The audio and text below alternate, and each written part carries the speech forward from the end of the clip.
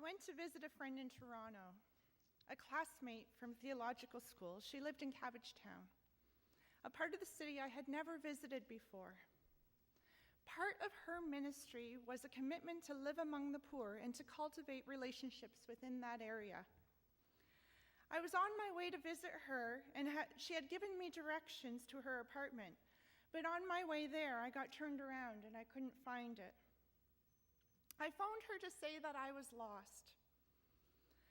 I told her where I was, and she came and met me where I was parked. She hopped into my car, took the driver's wheel, and drove us to where we needed to go. She saw the big picture because it was her neighborhood, and she took us down the right path and led us to where we needed to be. The title of today's message is that God meets us where we are. What does it mean to meet someone where they are? What does this phrase mean to you? That first Easter, where the disciples were still raw from the death of their leader 48 hours earlier, they had locked themselves, understandably, in a familiar room because they were hiding from the same religious leaders who had helped to put Jesus to death. They were fearful and they were nervous. They were nervous because of what might happen to them. If the leaders killed Jesus, then perhaps they would be after his followers as well. But at the same time, they felt sadness because they had lost their beloved Jesus. And they must have felt some confusion and doubt about whether Jesus was really the Messiah due to the recent events. Had they made a mistake following him? John tells us that the risen Jesus appeared to them in this very room, and I believe it was because of his desire to be among his friends. He wanted to be with his disciples and give them peace and reassurance when they needed it the most. But this offering of peace that is not of this world during a fearful and anxious time can only come from Jesus. Much like the lesson of faith and peace that Jesus gave his disciples during the storm when they were in the boat with him, this was an opportunity for Jesus to teach and lead them once again. And the lesson was that there is peace available in weakness and vulnerability. His peace. At this time, there wasn't much that they could do or control. And there was peace in that. Jesus met with them in their confusion, fear, and doubt, and pointed them towards comfort and peace. Not only was Jesus meeting them by being present in a physical place where they were hiding, but also met them in the emotional state of their souls through this patience. Because they couldn't see the big picture like he does, he provided peace and reassurance that they needed with his very presence. Henry Nouwen, one of my favorite leaders in spirituality, taught at Harvard University and gave up his career to provide spiritual direction for those who sought it, and to work with the disabled adults in Toronto at Daybreak Care Facility. Henry was a man that had a very busy ministry life, a Catholic priest, an author of dozens of wildly acclaimed books on spirituality and ministry, in addition to serving at Daybreak. He often wrote about his time at Daybreak, and it taught him a lot about himself and his spiritual walk. This reminds me of a friend of mine that has a child with autism, and she often says that she is learning more about herself through this experience of raising her child than she could ever imagine. That God is walking with her through an experience of peace and joy because she has gratitude for the small blessings in her life. Through the limitations of her daughter, she finds peace and comfort by realizing what is truly important in this life. Henry Nouwen writes often of Christians' desperate need for reflection and solitude, and I would like to read for you what he has to say about peace. He says, "Where is peace to be found? The answer is surprising, but it is clear. In weakness.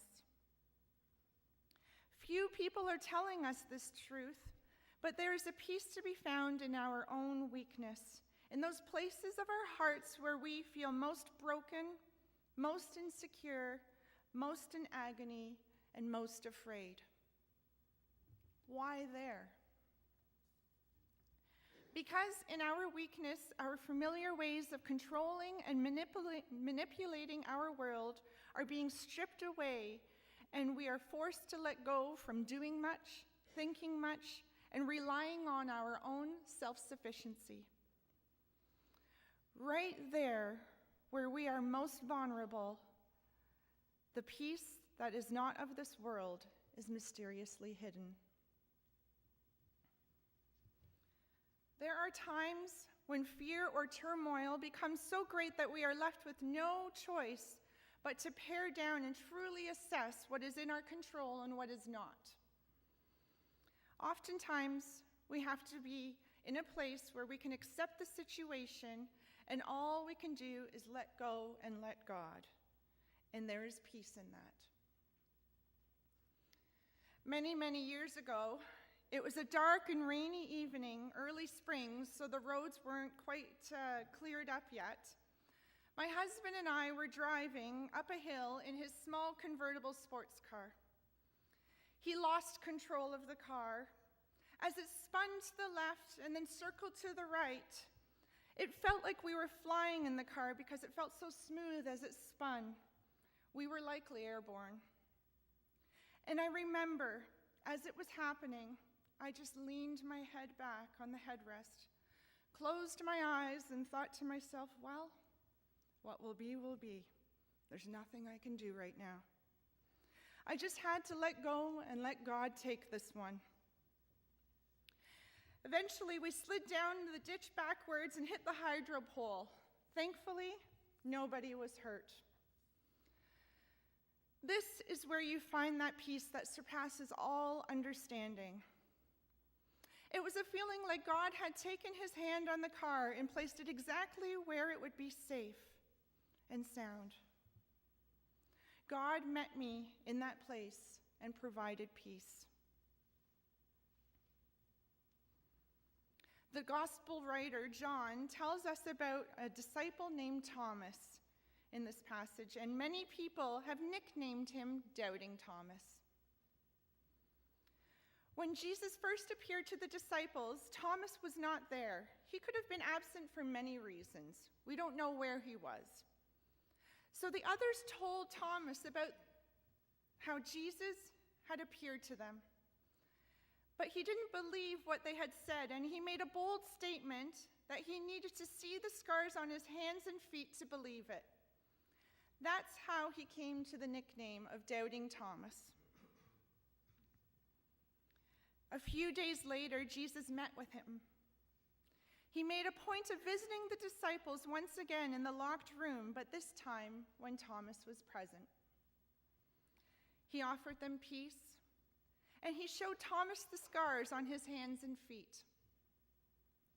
The wounds had been healed. Interesting, the scars were still there, yet they had been healed. This is what Thomas wanted to see. Not that the hands and feet had no signs of struggle or suffering, but that his body had been healed and that it was actually Jesus. Thomas wanted to see the whole story because for Thomas, it meant there would be peace and healing with his Messiah. It was then that Thomas believed. You see, Jesus didn't berate him, but rather offered answers to his questions. He offered peace and also provided comfort for them to be assured that he was the Messiah and had indeed risen from the dead. Jesus had said that the temple would be torn down and in 3 days rise again. He was providing them the proof that he had done it. He was the Son of God and defeated death. They could be assured in their faith. C.S. Lewis, a popular Christian author, originally an atheist, and at first a very reluctant convert, a skeptical prof at U of T of Oxford, he converted to Christianity because his peers, like G.K. Chesterton and J.R.R. Tolkien, convinced him that there was much evidence for the faith. He learned this as he read the Gospels for himself. He came to the conclusion that they were far too detailed to be fictional, but rather that they were written documentaries from eyewitnesses. In addition to this, he had the feeling that God was hunting him down and actually meeting him where he was and loving him throughout his search for truth. Thomas also needed such evidence for the resurrection. Even after the disciples had told him that they had visited with the risen Lord, in his search for truth, he needed to see for himself. As Thomas was open to the presence of Jesus, may we be as well. Jesus met 10 disciples in fear and brought them peace. Jesus met Thomas in doubt and gave answers to his questions. And he can meet you too if you open your heart to him. His Spirit will meet us where we are. Maybe we are afraid or skeptical of the good news. Maybe we are fatigued and need energy, lonely and need companionship, discouraged and need encouragement, curious and need explanation. God wants to meet us there. Are we ready to be met? God doesn't expect us to have all the answers. He meets us where we are. The gospel writer Mark says that we are to be like little children to inherit the kingdom of heaven. This makes me think of my son Bryce, or any child for that matter. When we speak with children, we engage them in a manner that is understandable to the growth and development at their stage of their lives. For example, when Bryce doesn't want to eat his vegetables, he says, "Mommy, do I have to eat my green beans?" And I'm not about to explain to him the importance of vitamins and minerals and how they aid in his growth and development, nor am I able to explain the Krebs cycle of how food is metabolized into energy. Rather, I'm going to tell him to eat them because they are good for you. Later, he may want to know the science behind it all and be able to understand more fully, but for now, my job is to meet him where he is.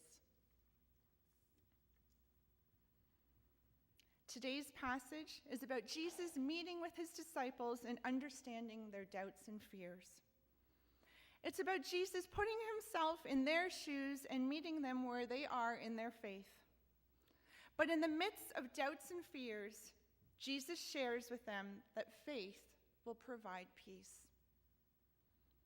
God understands the bigger picture of our lives. He knows all the dynamics of interpersonal relationships that we contend with. He knows our struggles, and he knows the way. And he will walk with us if we open our hearts to his love. He will give us peace in the midst of all the turmoil. He fills us with the Holy Spirit, and he also blesses those who have faith and believe.